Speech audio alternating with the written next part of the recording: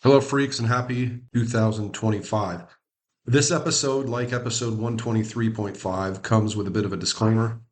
Rather chillingly, this was recorded just a few hours before the house fire of November 21st that claimed the lives of four of our cats, Cora, Perfect, Cubby, and Pan, and took most of our belongings with it and changed our lives forever. Hunter and I had a lot of fun recording this episode. You'll probably hear that. But this was a very difficult one for me to edit, as listening to it reminds me that the room I recorded this in and most other episodes of Radical Research is now a cold and black war zone of charred walls and water and soot damage and fallen ceilings and a horrific tangle of insulation and my entire book collection and my entire CD collection, all which was in that room. It was suggested by someone shortly after the fire who meant well, certainly, and knew we talked about Bathory's worst album, that what I experienced that night was the curse of Octagon. And while that's probably funny for most people, one, I don't believe in curses, and two, it's just never going to be funny for me. And Octagon only feels worse to me now, but that's okay because it's an album we can never love, no matter the circumstances. Thanks for listening, and thanks for your support of me and my surviving family members amidst this ordeal.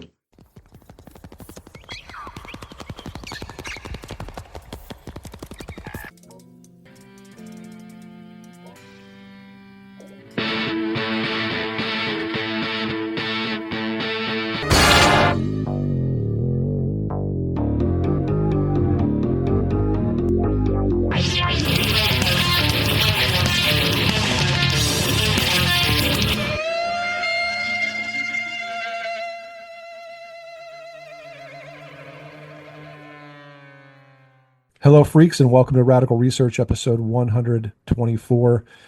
Weird one tonight. What have we gotten ourselves into, Hunter? I'm here with half man, half biscuit. Hunter Ginn. How you doing? For a half man, half biscuit, not too bad. I've introduced you as the guy from Agalock, the guy from Canvas Solaris before, but you're now the guy from Gorging Shade. The debut record is doing well and probably going to sell out by the time some people hear this, I suppose. Yep. I'm very, very proud to have been a part of it.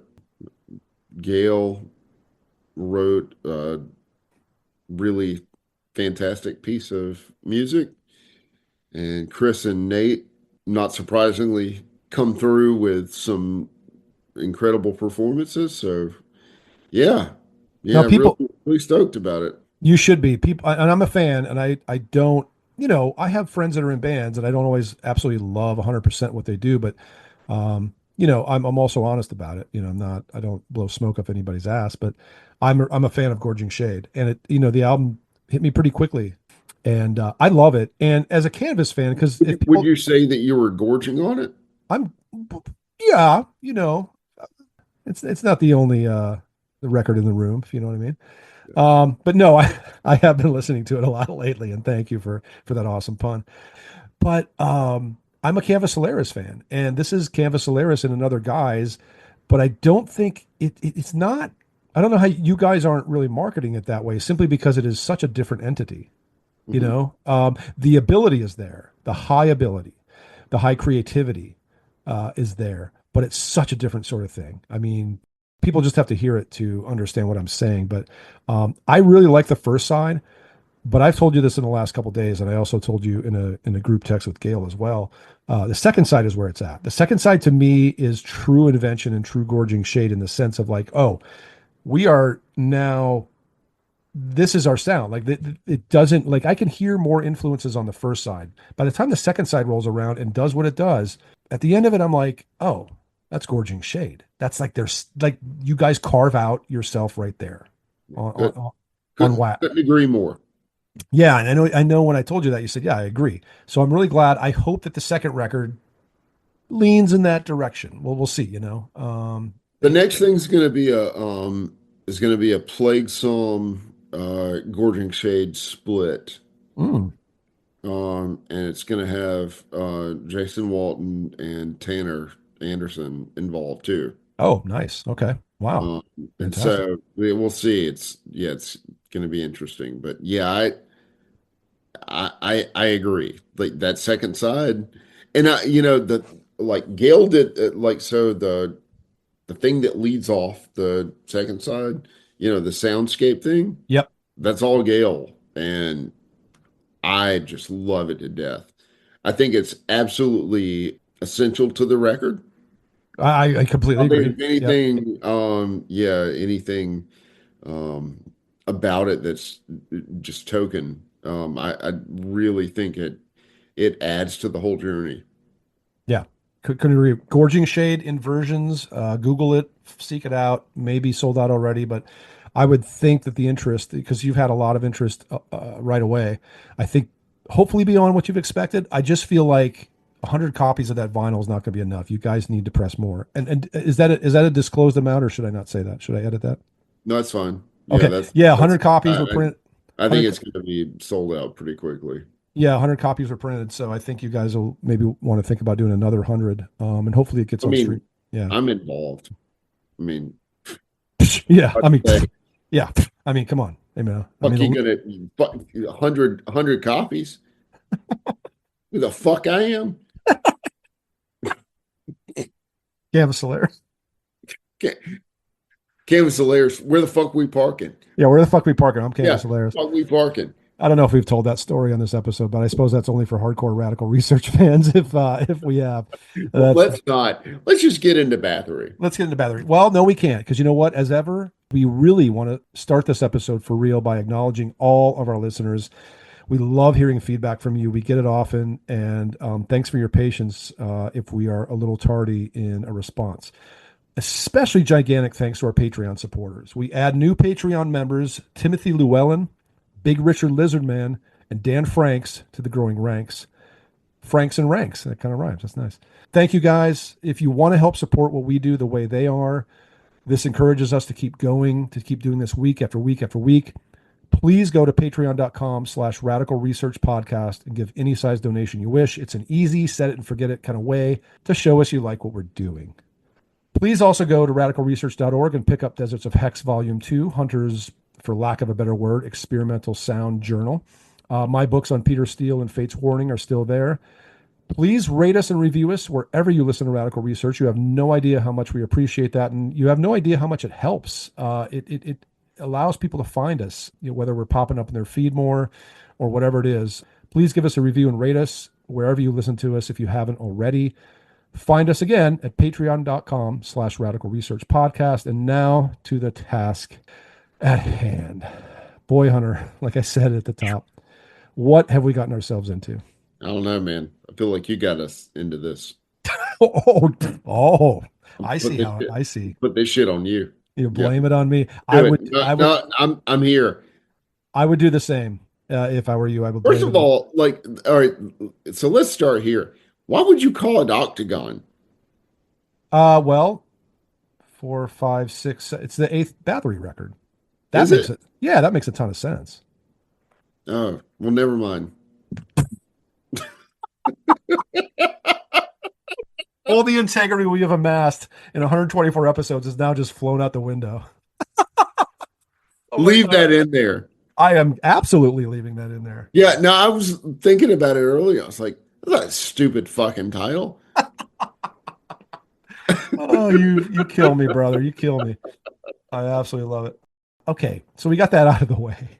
The 8th Bathory record is under microscope. Why is the question? Why the fuck would we cover this one? Well, somehow, I guess when we started to get people wanting to donate to us, I mean, this actually does dovetail into donations to this podcast, is we just kind of joked around like, oh yeah, okay. And if you give $10,000, we'll cover Bathory's Octagon, because why the fuck would we want to cover that? We love Bathory. We will be talking about that a lot throughout this episode, how much we simply adore, revere, worship Bathory and Quorthon, and they're one and the same, let's face it. Both of us, big time. But this album is the pits. This album is, to me, along with Saint Anger, those are the 2 worst albums ever made by a once absolutely phenomenal, fucking amazing band. Now that's subjective, but those are my two. We'll talk about that more too. But this is how it evolved. We were kind of joking. We would keep joking about getting $10,000 for this, and I believe Benjamin Adler is the only person who, by name, sent us some money for it. And I think it was like a cent or 10 cents. It wasn't much. So, we kind of realized right there and then, yeah, this ain't going to happen. Of course, we were just joking anyway. We never thought we'd get 10K. So at some point, I called an audible not long ago, I guess 2 episodes ago or something. I just told Hunter, fuck it, let's just talk about Octagon. Let's not have a plan. Let's just talk about Octagon and why it is such. It's not even a polarizing album. There are a couple people out there in the world that like it, probably a couple people out there in the world that love it, but it's not even polarizing. It's just kind of considered absolute garbage. It's less polarizing than Cold Lake in that sense because I think Cold Lake has more fans. Cold Lake is way better than this. It absolutely is. And we are not endorsing And more sincere, too. Yeah. Although, you know what? I think Saint Anger is less sincere than Octagon. If I'm going at the very bottom of the barrel and putting those two in some kind of order, in some I sort don't of even know what Saint Anger is, dude. Well, what do you mean? Like I don't know, I don't understand any of the motivation behind it. Like it and seeing the documentary just makes that all the more apparent.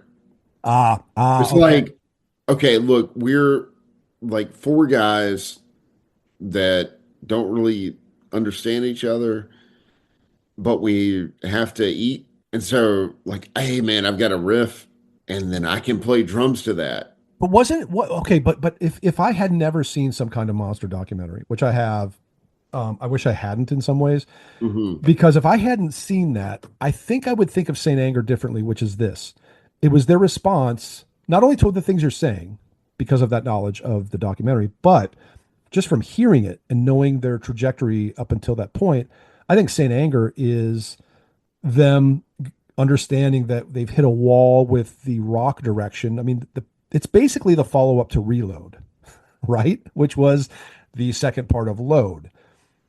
Uh, we'll save our comments on those albums for another time, but you can see how precarious that is and where they were at commercially. It's like, what do we do? Well, people want us to go back to the really fast, thrashy stuff. Let's fucking do it.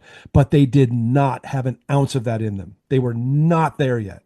You can argue that they were kind of back there with Death Magnetic. You can argue that they were back there with some of the later records after that. But like they had nothing in the tank. Well, I think they had heard a lot of new metal. They had heard a lot and thought it too. right and thought, this was the stuff that we, Yeah, yeah. inspired the big, and it was big at the time because what was it? What are we talking about? 2003? 2003.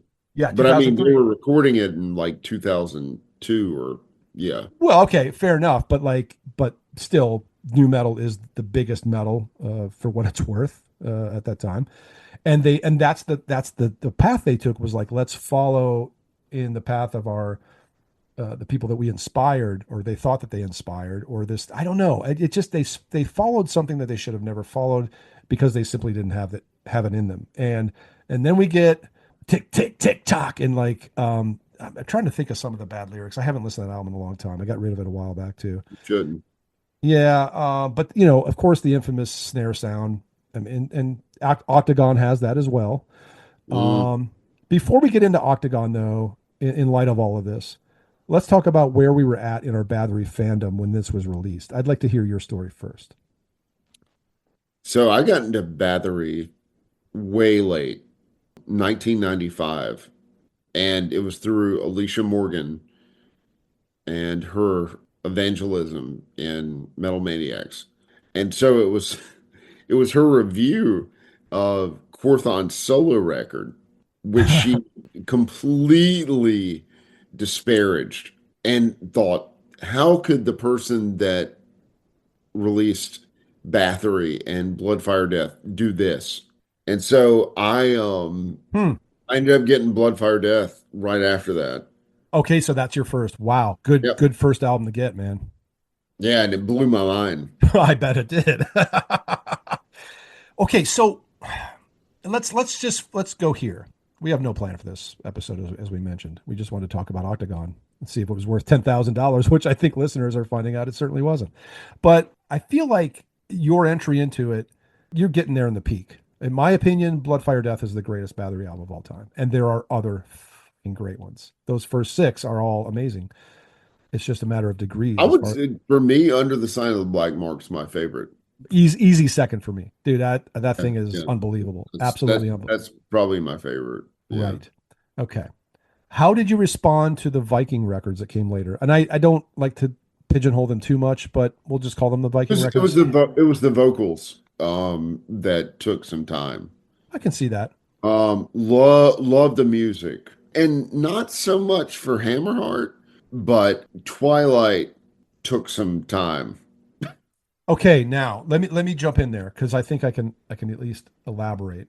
Because Hammerheart, when I first heard it, and I had been following this band since '86, early '86. I think The Return was the newest album. I'd heard them on Speed Kills 2, a 1986 compilation with the song Possessed from The Return. It completely blew my mind because I think until that point, the heaviest thing I had known, early '86, probably Possessed, the band. Ironic that the Bathory song I first heard was called Possessed, but it's a bridge. But I remember hearing that for the first time and just being, I was aghast. I was like, I'd heard nothing quite like it yet. You know what I mean? Like I'd heard Dark Angel, I'd heard Possessed. I was a fan of these bands, but Bathory did something else. So when I first heard Hammerheart, and I was, already, I'm a fan. I've been following them. It seemed like such a huge shift, and it still does musically, but vocally, even though he's not screeching at all like he used to, and he's one of the best screechers, if not the best of all time, it does have a roughness to it that in hindsight, I hear it as rougher than I did when it came out. When it came I think out, that's what I'm trying to get across is like with Hammerheart, there's still that roughness. yes. And on Twilight, he tried to like sing. And at times, like in Under the Runes, he does a fantastic job. Yeah. And then there are times where I'm like, I think this guy might be losing his voice because of the screeching. I really do. I think there's evidence there. So let's move on then. Okay, we're at the sixth album. We're those first six albums, those glorious first six. I'm sure everybody listening can at least understand what we're talking about if they're not huge fans. But like most everybody listening, I imagine understands what we're talking about when we say the first six Bathory albums. The legend. Okay, so he goes away for a little while. It seemed like a longer time than it was in hindsight. Then he comes back as Bathory with Requiem. This was after the solo album, the first solo album, I believe, which was called Album by Quarthon. He comes back with Requiem, and I remember getting this thing and it being a huge letdown. Like, I don't care if there are a bunch of skulls on the cover. I don't care if it looks fucking more metal. I don't care if he's playing fast and screaming again. It was just a kind of unattractive clutter and mess.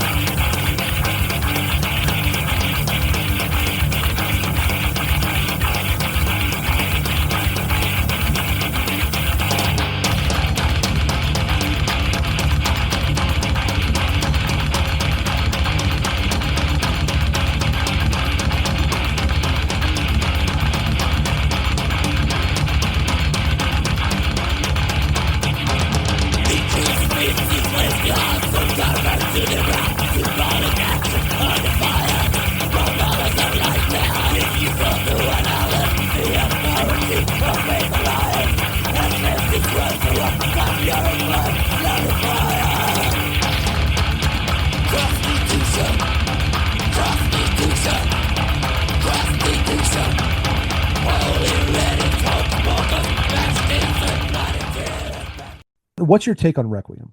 Super disappointing. Right. But not nearly as disappointing as Octagon. And then we get into Octagon. Yeah. I cannot even say its name. And it's like like you make a good point too, like the all the signifiers on the cover. It's like because the solo record was kind of weird and embarrassing too. It's like, okay, I'm gonna come back put a bunch of skulls on it and like do all the things that you think that I would do. Exactly. But not that good. And sometimes that'll work for a band, but usually what it feels like to me is going, oh man, I'm a really good looking dude in high school. For my next class picture, I'm going to put on the clothes I wore in kindergarten. You know what I mean? Like Yep. like it doesn't, like, it's not you. Like it didn't feel genuine. It felt like a too obvious move, and it didn't work. Do you know what I mean? Like if he had put out something like Under the Sign of Black Mark again, I think we all would have welcomed it. And it didn't have to be exactly like that, because this was a band that we were all wanting, I think, to evolve and change. But the problem with Requiem is it slammed the brakes on the evolution and the mutation, and it simply was like, now what? Well, now what are we gonna do? You know, like, and it just doesn't feel right. And then we get Octagon, which feels even less right. Mm-hmm. And in comparison's sake, Requiem's a way better album than Octagon. Yeah, sadly, it is. The emptiness of Requiem, because it had this hollow, monotonous sound with the wrecked vocals, not good wrecked, but like spent kind of wrecked. Mm-hmm. All that stuff is magnified on Octagon.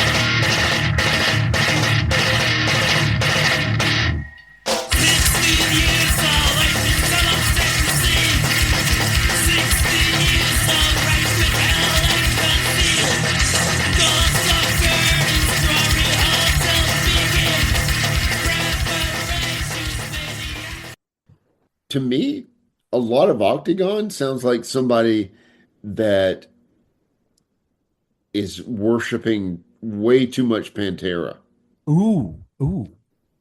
There's a song at the end, and I had to review this album today. I think you did yesterday, if I'm not mistaken. Mm-hmm. We've both listened to this before. I used to own it. I think I became a better Bathory fan when I got rid of it about 7 or 8 years ago. I remember thinking, you know, I want this in my library because how much I worship this band. But why do I need Octagon in my collection?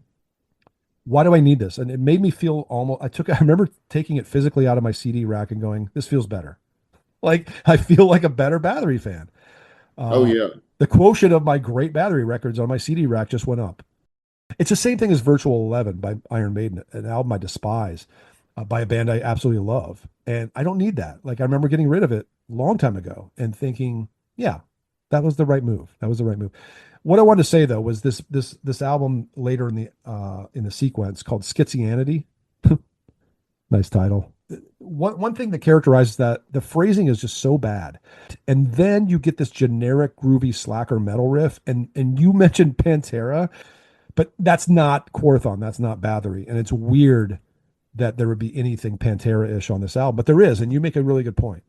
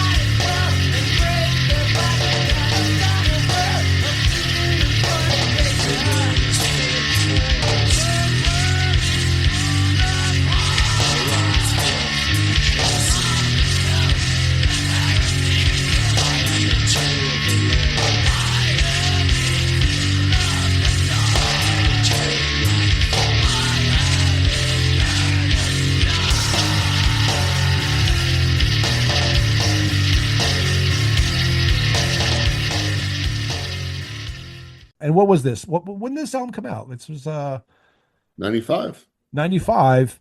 Where are we at in Pantera world? They're kind of huge at this point. So yeah, so Yeah. uh Far Beyond Driven, I guess. Far Beyond Driven came out in 94. It debuted at #1 on the Billboard, which is Look, insane. that was the only Pantera album I really liked when it came out. I've since it didn't take long to wear off on me, but I love that an album of that intensity and quality. I'll say it. I'll say it. Quality. I don't love it anymore, but that album has a certain quality. I'm so glad something like that went #1, And man. it Come, is come on. so intense. You And it's have to give it props. incredible that it was #1. Octagon hangs in the sway between Far Beyond Driven and The Great Southern Trink-Hill. Oh, interesting. Okay. Well, but I'm not countering that. I think you're right, but I think the riffs. But I really do think that in a lot of way, like Pantera was sort of like the sorcerer of all metal movement, like in the mainstream during this time. I think that's a real wow, dude. You just really summed that up really well. Their role in mid '90s metal, you really did. The difference between that era of Pantera, whether you like it or not, which I generally don't, but I have some respect, is the riffs. And if we get back to Octagon and even Requiem, but let's talk about Octagon, the riffs are so uninspired and so insipid. And I don't think you can say that about Pantera, even though I don't love Diamond Darrell's or Dimebag, as you know. I remember them from the Metal Magic days. I'll call him Diamond Darrell if I fucking want to. But his riffing I don't love all the time, but I can't say it's uninspired and insipid. And I think that Octagon's riffs are pretty much all that. So there's another strike against Octagon. They sound Bathory. They sound like some kind of like some Eastern European thrash death black band with a name like Gutterworm or some shit. Because it sucks, but because it's Bathory, we can't forget it as easily as we could Gutterworm. It's insane to me that we're even talking about Bathory like against Pantera. Well, and then that okay, and I'll take you here now. Okay. It's hard to have this conversation. I've wondered if this was the right thing to do. Jeff, are we breaking up? Are we breaking up? We're not breaking up. Listen here. This is a hard conversation to have. Well, it is only because for me, and this is what I think you were talking about this earlier offline before we started recording. It's I've been kind of having some anxiety about this conversation all day because we have never in 124 episodes taken a band we absolutely put on the very top tier. Like if I were to make a top 10 favorite bands list, I think I'd have a hard time leaving Bathory off. I'm not sure where they'd fall, but it'd be real damn close to 10, within the 10, if not the top 15. Yes, same for you. Okay. So we've never done that with a band of that stature, a Genesis or a King Crimson or a Black Sabbath or any of these, Voivod. We've never taken them to task for a shitty album. Like, it's just not what we do. It's like doing an episode on Negatron by Voivod and going, yeah, it's not the best. Although it doesn't even compare to Octagon as far as how bad it is. It's not even close. But I'm just saying we haven't ever done that with a band we love. And it feels a little weird because it's really not our agenda. And I don't want to slag Quarthon. I don't want to slag Bathory as a whole. But we kind of cornered ourselves into this episode. And I thought it would be fun. And I'm still having fun talking to you about it. But I did have some anxiety today about doing this very thing. Sure. Do you know the song "Crawl to Your Cross"? It's on the Jubilee, one of the Jubileum CDs by Bathory. It's it's from that nether zone area from like 88 or something, 87, where he was going to make this album that partly became Blood on Ice later and then kind of wasn't what he wanted. There's a lot of things about all that era and the things that came out later that I don't exactly trust.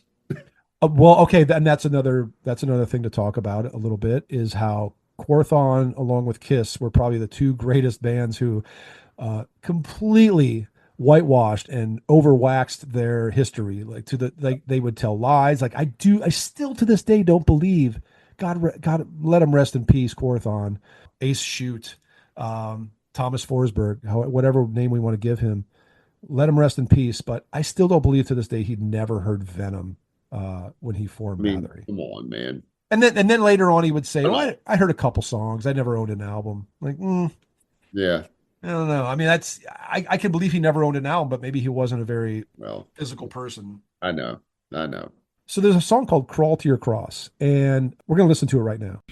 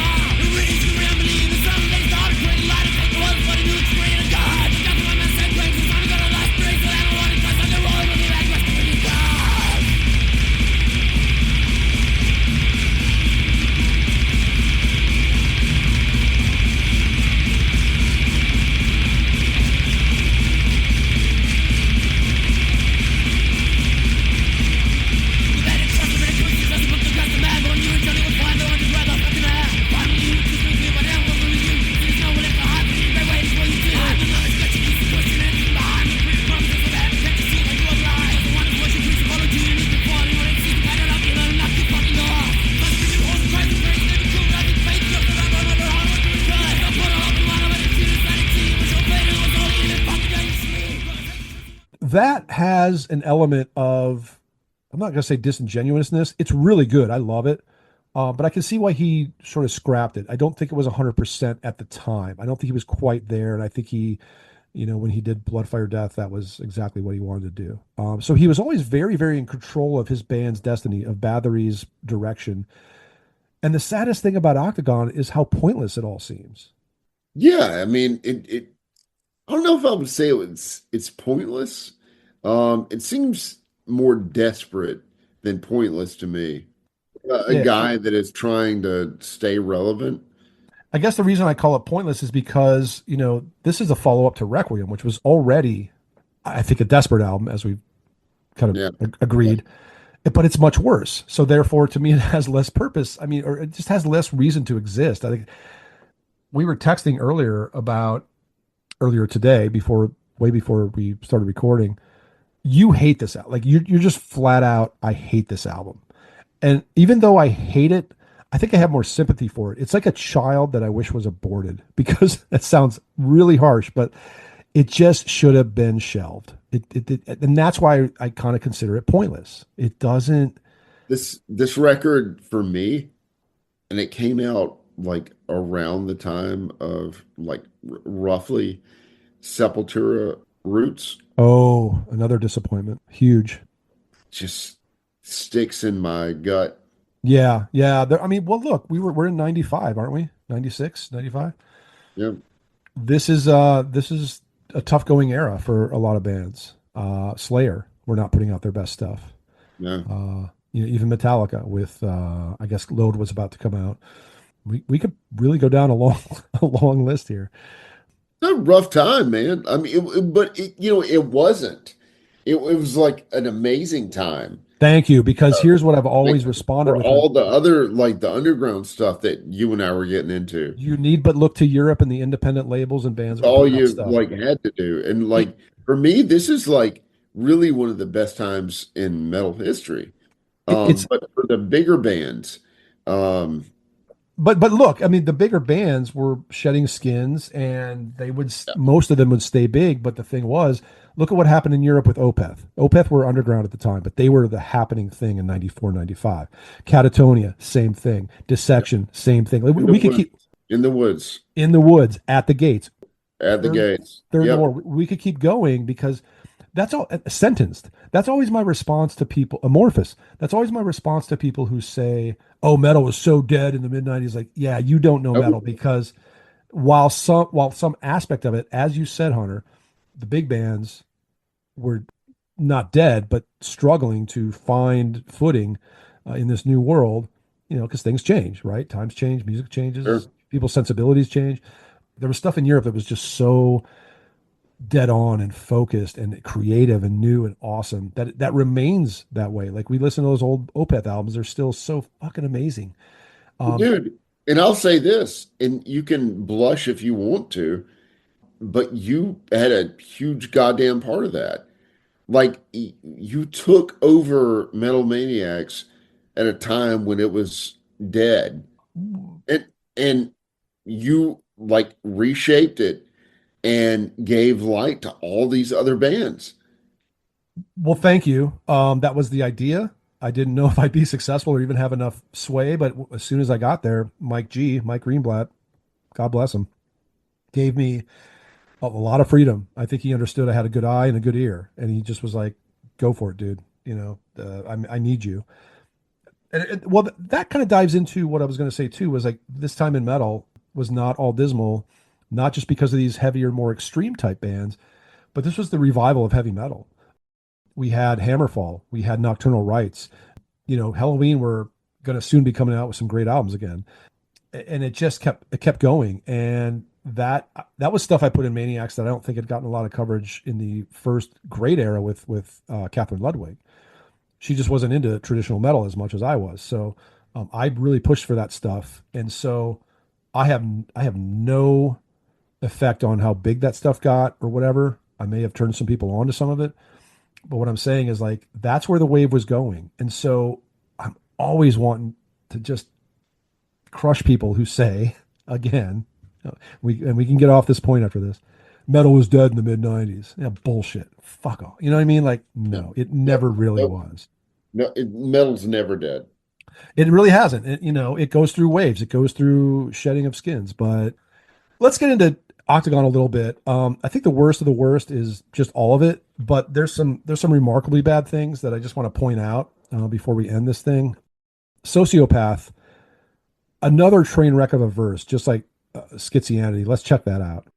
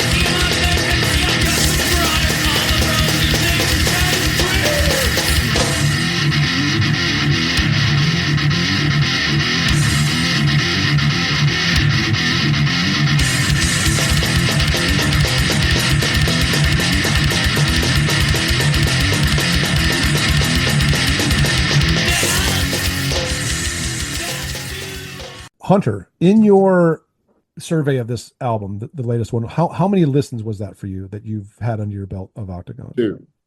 Sorry, what? Oh, you mean like overall? Yes, overall. I don't know, like 8. Oh wow. Okay, I'm not far ahead of you. Yeah, no. Yeah. I think it's gross. But you tried it. You tried it 6 times. Yeah. Yeah. I worship Porthon. Yeah. And I felt like I owed that to him. Same. Yep. But God, he let me down with this one. Do you recall in your recent visits or your first visits that 1 minute and 15-second song called Gray? No. Okay. Well, first of all, there's something wrong with Bathory having a song called Gray. I don't know why that just rubs me wrong. It's the one word, one syllable mid 90s thing, right? It's so mid 90s. Down. Isn't there a song on Paradise Lost Host called Gray? Like that excuses it. Get this out. I need It's to a know. fucking great song, by the way. Yeah, it is. Yeah, Pray for that day Yep. when you'll leave behind. Yeah. Oh God, that's maybe my favorite song on that album. Same. Paradise Lost host has to be a radical research episode, right? I mean, we've talked about it so much. But yeah, Behind the Gray was what it was called. Behind the Gray. Bathory's Gray, however, sucks. I want to read you the. By contrast. By contrast, I want to read you the chorus, the lyrics. Authority, society, parents, teachers, employees, and God. Fuck all of them. Orthon, please. Yeah. I mean, yeah. The verse lyrics. Yeah, the verse lyrics are perhaps even worse. This is from the very first verse. Quote, they say we're free to speak whatever we may have to say and that we're free to wear it all in every fucking way. It's up to fucking you to fulfill your damn fucking life with ease and to carry any symbol, view, or dream that you may fucking please. You know, I feel really badly for Quorthon during this time of his life. It kind of sends us to junior high, whereas on Under the Sign of the Black Mark, we were on the cliffs in complete demonic possession. It's so different, man. It's just so. Dude, why sad. Are we here? Super sad.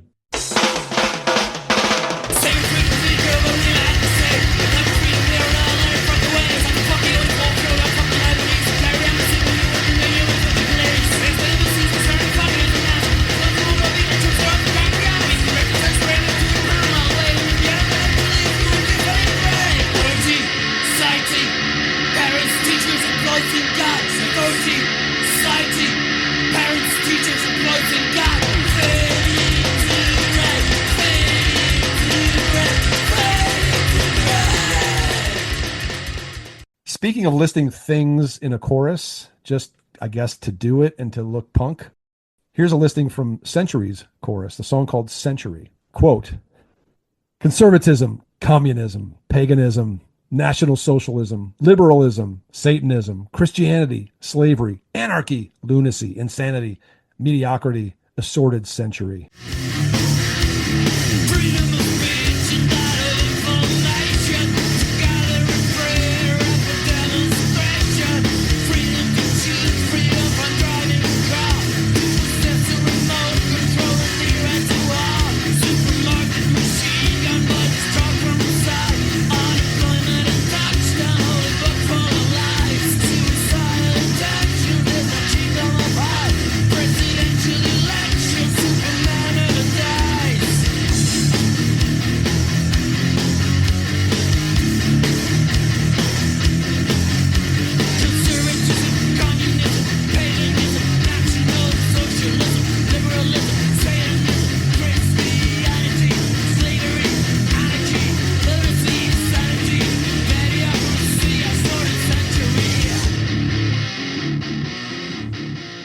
A sordid century?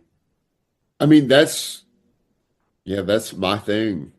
What, being a sordid century? Assorted centuries? You like? Yeah, that's my thing. I don't get the assorted century. I get everything else, but like, again, why? Like, what's this listing of beliefs and things and dogmas? It's sad, man.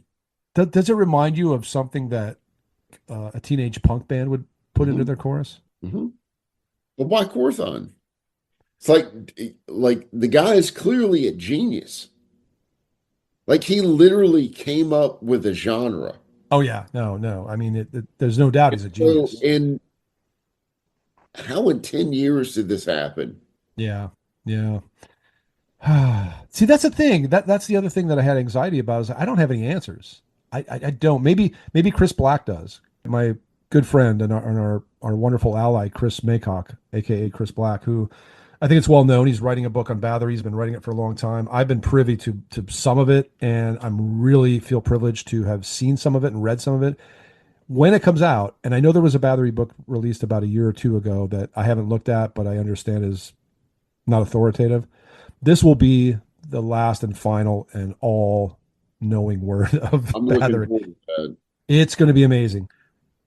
It'll come out when it comes out because I know very well that you when you work on a book, you put it out when it's ready. You don't rush it, and he's not rushing this process. But what I can say about it is maybe he knows, maybe he has a clue, maybe he can glean why this exists. Maybe we don't need an answer to why. Maybe it's just something that happened and we can never answer it. But I think he might, of all people in this world, maybe have a good answer for that. I should ask him. But I think he'll want to save that for the book. Anything else you want to say? Because I have a few more things to say about this album. No. You say I'm going to keep going. I don't know what your bedtime is, but here goes Wagner. You know, bedtime's early. Here goes Wagner on the screen. War Supply. It sounds in title and in sonics like a Requiem outtake. The thing is, do we need a Requiem outtake? No. The vocals are worse than ever. It's almost by this point in the album as if he recorded the vocals in real time in the same running order as we hear, and he's just running out of gas. So while he tries really hard on parts of War Supply, there's some parts of it where it's so wretched and out of steam that you're just shaking your head like, I can't believe that didn't land on the cutting room floor. That kind of dovetails into that thing we were talking about there where he lost his voice, right? I mean, he did kind of lose his voice, right? Oh, totally. Yeah. Yeah. And I don't think it's because he didn't have technique. Right. It blew it out. But what made it good back in the day on the first album, the second album, the third album, the fourth album was that he didn't have technique. It was simply something that came from somewhere deeper. Yeah. And somewhere way more primal. Mm-hmm. It's why it works. It wouldn't work otherwise, right? Yeah. Here by this time, his attempt at heavy vocals it can't meet the demands of the speed of this stuff.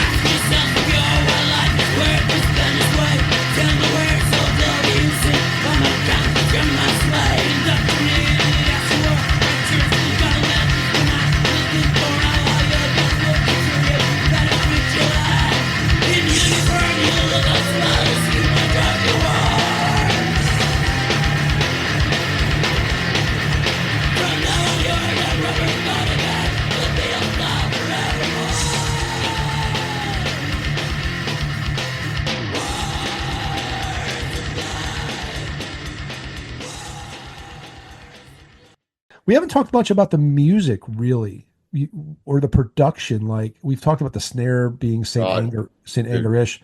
What are your thoughts on it? Horrible. Yeah, I mean the music itself is so generic, but the production it's like an afterthought. Right, unmixed, unmastered.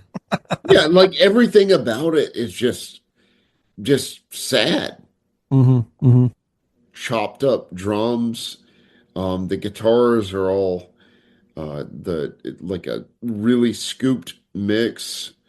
The mix itself is indifferent. All of it. Oh wow, indifferent's a good word for mix. Wow, yeah. You're making me appreciate Octagon in a new way, but I don't love it any more than I already don't. Does that make any sense? Yeah, it does. No, but some of the descriptions, yeah, like it is an indifferent mix completely. I don't have much to add to that. It's very hollow, but Requiem was kind of hollow too. Hollow. I think that's what I was trying to say. But I think when you get that kind of egregious snare sound, which is that's all you can say about the snare, is it's egregious sounding, like Saint Anger, like When the Storm Comes Down by Flotsam and Jetsam, one of the worst snare sounds of all time. Like it's just right. Yeah. It just you can't help but sound hollow with that sort of snare sound, but it's not just the snare in this case. But what do you think of things like Destroyer of Worlds, and then the Nordland 1 and 2, which were the next three and then final three Bathory albums before he passed. I don't mind the Nordland records. They're okay. Yeah, they're all right. I don't care for Destroyer of Worlds. No, that's not much better than Requiem. Yeah, no, but I don't mind the Nordland records. What about Blood on Ice, which I'll tell you straight up, I love. Love it. Okay. I just said I loved it. Yeah, you did. I said I loved it before you said you loved it. You just said you loved it, man. You said it before me. I did. Yeah, I you love it. That means you love it more than I do. I do But love it. That's an interesting one too, where you're like the mythology of or that Quorthon's trying to build. Like, I'm not sure. Like, when was this recorded? And I don't believe it, most of it, and I'm going to say most of it, like 90% of it. I don't believe that most of it was from the 87, 88 era that I think he was claiming. I don't either. I know he had that title. I think that was even in print at one point. You know how Celtic Frost used to like forecast their album titles like 3 ahead. We never got Linebacker 3, for instance, but he used to do that. And Blood on Ice was, I think, a title that he put forth publicly back then. But I don't think, and I could be wrong, Maycock will tell me, but I think that also he mythologized it a lot for the real Blood on Ice, which came out, when did that come out? 96, 1 year after Octagon, and was purported to be sort of a mesh of like things from 87, 88 sessions and these new sessions. And this is what that album was supposed to be back then. And he decided to turn tail and do Blood, Fire, Death. Well, again, I'm just saying, Hunter, that I don't believe that most of that record is from that era. I think almost all of it's new. Yeah, same. How does it work so well? Because I'll answer my own question and see what you think of this. I feel like this is the true follow-up to Twilight of the Gods. Mm-hmm. You agree with that? So do I. Yep. Oh, okay. Have you had that thought before? Oh, yeah, for years. Okay. Yeah. I don't know if I've ever framed it that way. But I think I am now, just through our conversations. And then we get another hiccup with Destroyer of Worlds, and then we get the Nordland albums, which could have been one album.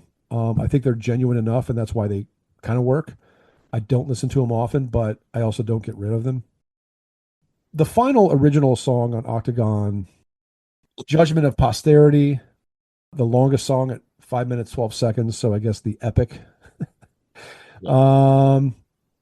More Pointless Clatter. I just don't think it does anything for its duration. It doesn't justify itself. And then we get tacked on to the end of the album a cover of Kiss's Deuce, which originally appeared on Kiss's self-titled debut album in 1974, early 74. Bathory was an avowed Kiss fan, and as he should have been, because early Kiss up till even Lick It Up is great stuff, and I know you are pretty much with me on that. Why Deuce? Why the fuck Deuce? I don't know. I mean, it's on it's on Kiss Alive. I think the live version is the most vital version. Dude, well, let's have a little segue to Kiss here. You and I both know, as many Kiss fans know, that the live versions of all of those songs are better than all the ones on the studio records. And yes, that's not a completely, utterly 100% purist live album. So fucking what? It's just better Kiss. It's malevolent. Yep. It's feral. It's grinding. It's sweat-soaked Kiss. It's metal. Fuck yes. Oh. It is. It's some of the dirtiest rock and roll ever. Yeah, no, I love it. I never get tired of that album. It's a double. It just rules. And so, yeah, I can see why Quorthon was into Kiss, but it doesn't help this album that he just tacks on no, a real insipid, awful version of Deuce, one of Kiss's best. And so, God, the album couldn't have gotten worse, but then it did. Let's make it worse. Get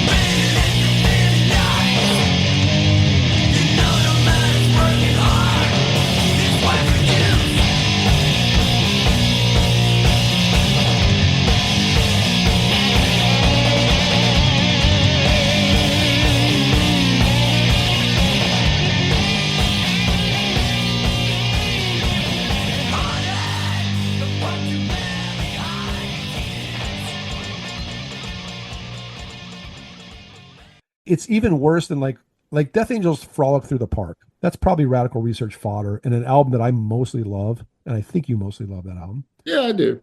Yeah, but the version of Cold Gin near the end of that album also really doesn't make any sense. Like, why the fuck is why? This is just slapped on here. It doesn't fit. And we did a whole episode on covers that work. Let's not even denigrate Bathory any further. I think it's time to end. But if you want more Bathory, and if you pick up Octagon and love it, we'd love to hear from you. But you can get more Octagon. There are 2 outtakes, I think at least 2, on Jubileum Volume 3. One song called Genocide and the other one called The Resolution Greed. And guess what? They both suck. Plot twist. But I guess final words, Hunter, because again, we did not do this to just drag Quorthon through the mud. No. Don't some of the greatest geniuses in all of the arts sometimes slip up? Like, does David Lynch have a really? Does David Lynch have an Octagon? Yeah, of course he does. What is it? Fuck, I can't say. Oh shit, you can't say. Yeah, not all. Because Thomas Knoll will be upset with you. Yeah, Thomas Knoll. Yeah, I would not say that, but just like, if for nothing else, because of Thomas Knoll. Okay, I'll let him say it. Fair Yeah, enough. I can't piss off my my dear friend and co-editor. Let's think about one more genius in another area of the arts who made an Octagon. Can we think about that? Whether it's a movie director, whether it's a painter. Is there anything out there? Like, did Salvador Dali do an Octagon? I'm pretty well versed in his works. I don't know that he ever did. Like, there was nothing that was just shockingly shitty. It didn't. Some of his later stuff I might not respond to it well, but I'm trying to think. Giger, H.R. Giger, I think he was always pretty on point. God, dude, I feel very in the spot right now. You are on the spot, but at the same time, it's a tough question because, well, let's go back into music. David Bowie. I think we can both agree, and most of our listeners will probably agree, whether they like him or not. Genius. What about Never Let Me Down from the mid to late 80s? Like, it's a little rough. No, I just said 80s. Yeah. But 80s, I mean, Let's Dance is amazing, right? Not all together, I don't think. You don't think Let's Dance is all great? No. We disagree. Time to call Marty Rickinen. Call Marty I Rickinen. You're on notice. I think Let's Dance is amazing, but let's look at 90125. We both like that album a lot. Big Generator sucks, mostly, for the most part. Again, it's not an Octagon, right? It's not that bad. Because there's sincerity there. You know what I mean? Same thing with Invisible Touch by Genesis. Yeah, there's it's sincerity. A band trying to do something. Octagon is not that. Yeah. Well, we love you, Quorthon. We understand why Octagon has 11 reviews on Metal Archives at 30%. I think that's a little high. I'd probably put it at about, I don't know, between 5 and 10%, maybe. And you're 0, because I'm more sympathetic about this album. I know. Are you 0? Are you 0%? I said 15. 15? Yeah. Oh, I didn't hear you. 15. Okay. Well, I'll go 20. Okay, cool.